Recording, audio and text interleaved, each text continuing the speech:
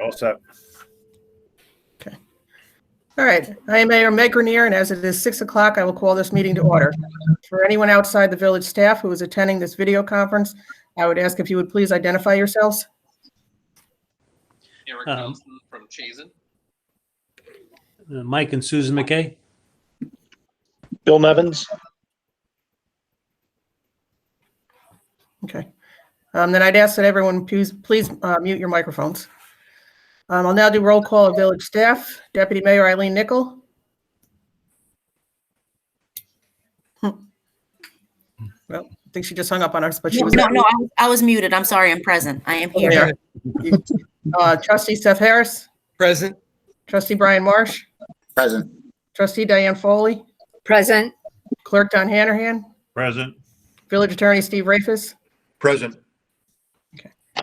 On behalf of the village board, I would ask all residents that we please keep our first responders, all essential workers, and those affected by this pandemic in our thoughts and prayers. Pursuant to Governor Cuomo's executive order number 202.1 issued on March 13th, 2020, suspending Article 7 of the Public Officers Law to the extent necessary to permit any public body to meet and take such actions authorized by law that allowed the public to not be physically present at the meeting, but allow the public to listen to or view such meetings via teleconference call or video conference while recording and later transcribing of the meeting. Village of Menands Board of Trustees semi-monthly meeting is being held via a Google Meets video conference to protect public safety and welfare during this COVID-19 pandemic. In an effort to conduct this meeting effectively, we ask those in attendance to please mute your microphone during the meeting. As we are conducting only essential business during tonight's meeting, there will be no public comment. Any comments previously submitted to Clerk Hanrahan prior to the meeting and deemed essential will be read into the record. And then Governor Cuomo has extended the executive order through tomorrow, and we're anticipating it'll be extended again because he's been doing it on a month-to-month basis. So we need a motion to approve the meeting minutes of the October 19th board meeting. I move to approve the meeting minutes of October 19th, 2020. Seth Harris. Is that you, Diane? Okay. Yep. All in favor? Aye. Aye. Okay. Don's going to read the Warrant number 11, general, $43,259.51. Water, $1,574.82. Sewer, $2,352.50, totaling $47,186.83. Park improvement, $1,158. Payroll number 11, $101,072.14, and there's no transfers. So moved, Eileen. Second. Brian. all in favor? Aye. Aye. Aye. We have the Everbridge contract for 2021 needs to be approved. The cost of it is going to be $5,775 for the whole year. So I need a motion to approve that. I move to approve the Everbridge contract for the next year for $5,575.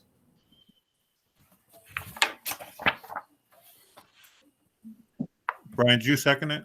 He firsted it. You may have first. Whatever. Yeah. That's all right. Okay. The All in only favor? Aye.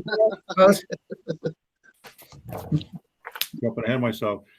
Just to inform everyone, there'll be a health insurance workshop scheduled this Thursday, the 5th at 5:30. It'll be via Google Meets. Brian, do you want to talk about? I got everything I have. Sure. As everyone can imagine, I'm sure this year is going to be a little more difficult for some less fortunate. Toys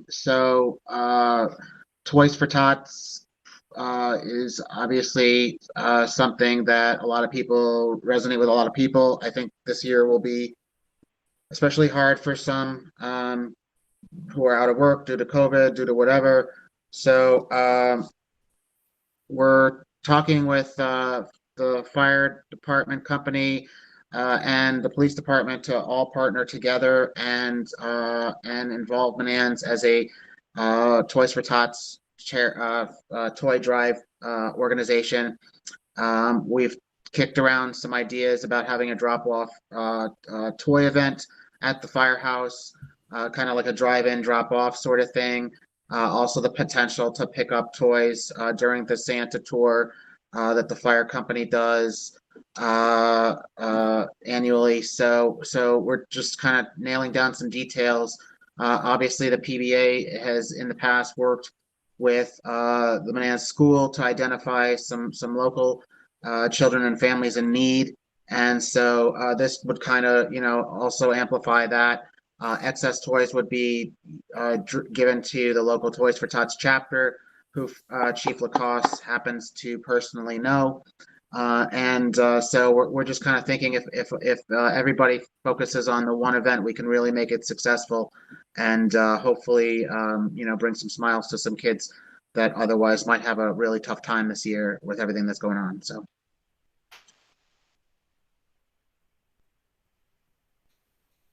that's kind of it. All right. Thanks, Brian. I think that's a great idea and a nice way for our community to contribute and come together, especially given that some of the things that we ordinarily do, we won't be able to around the holidays. Exactly. Absolutely. All right. So I had some correspondence from Steve Boulay from the last meeting. I was unable to communicate during the board meeting tonight due to an issue with his computer. I was wondering about improvements to the park, including repaving the basketball court and plans to replace the basketball hoops. I had sent pictures previously while I was on the board showing how the cracks are increasing, especially around the two hoops. Please provide an update.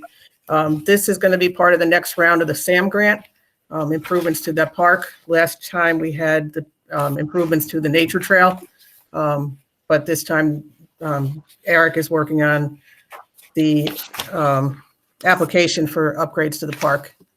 Eric, did you want to add anything to that, or? Yeah, that's a good summary. Frankly, the design work for the basketball court has already been completed. We were going to supplement the basketball court with maybe some upgrades at the bathroom at Andrew Smith Park.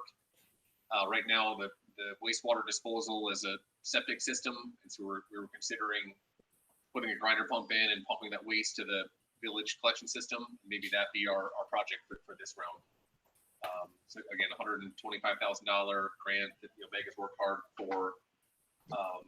There would be no local match, and so those two items should just about. Did you say, Eric? Did you say no local match? No local match, right?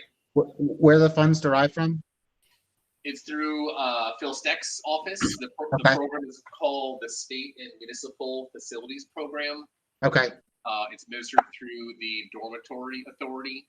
Cool. Okay. And we understand that this program is not affected by the state budget impacts that are likely to come in 2021.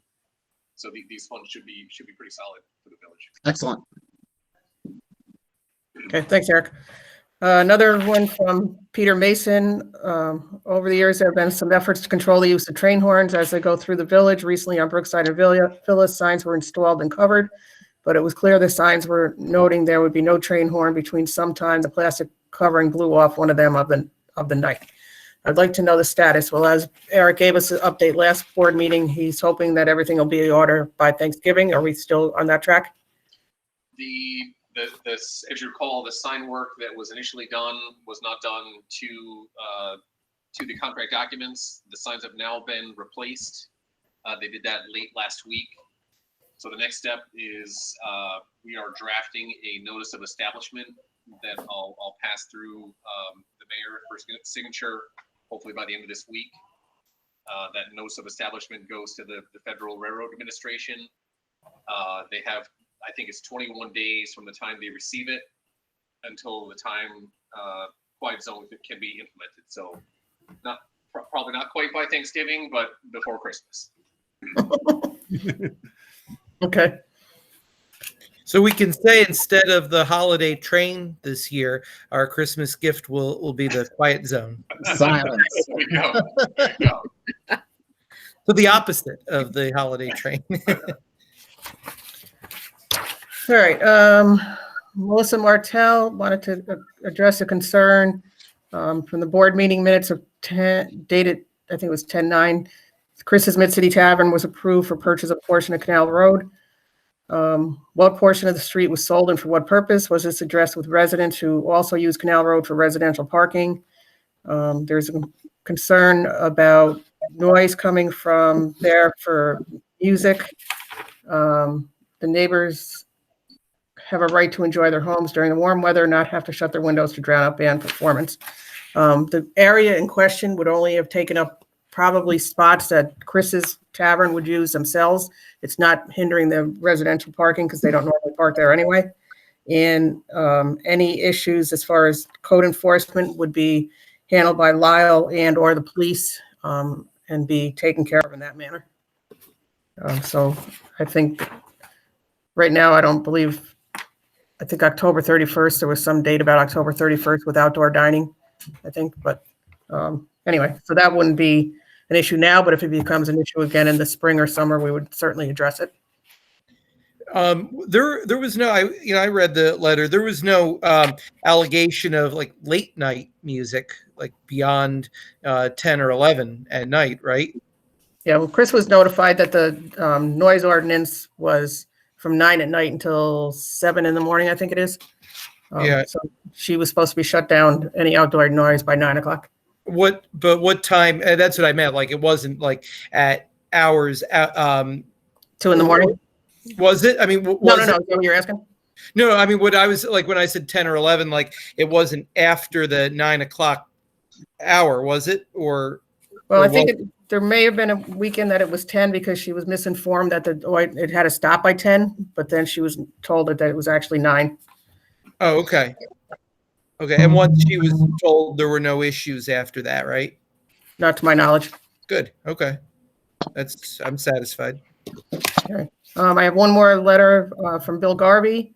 He would like to thank the Village Public Works crew for repairing one area of Menands Road between Villa Road and North Lyons, which had to be fixed because its pavement had been in a rough shape. Thank you to the village crew. Good job. He observed 2 vehicles parked in a fire lane at Village One Apartments. He notified the police immediately, and they gave parking tickets to both vehicles that were parking in the fire lane. He wants to thank the police for doing their job. He wants to thank the village board for passing the resolution to name the bike connector for Ron Miller. Ron Miller is one of his heroes in Menands. And then the village,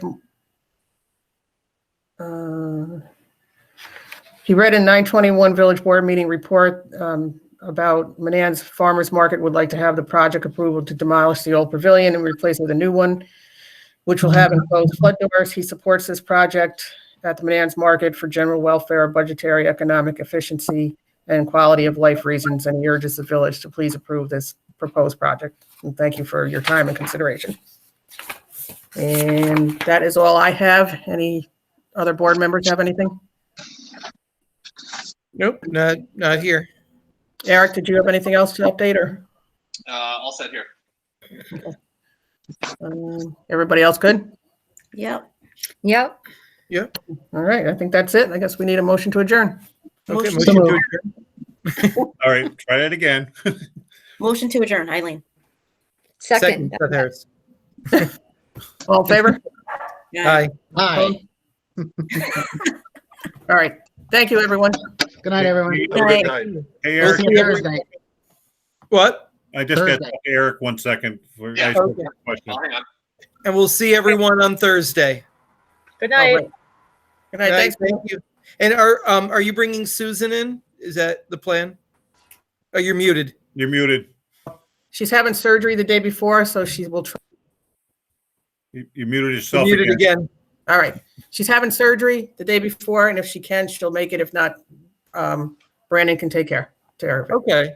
But we do know generally what the concerns are. So if she's not there, we can adequately make a decision.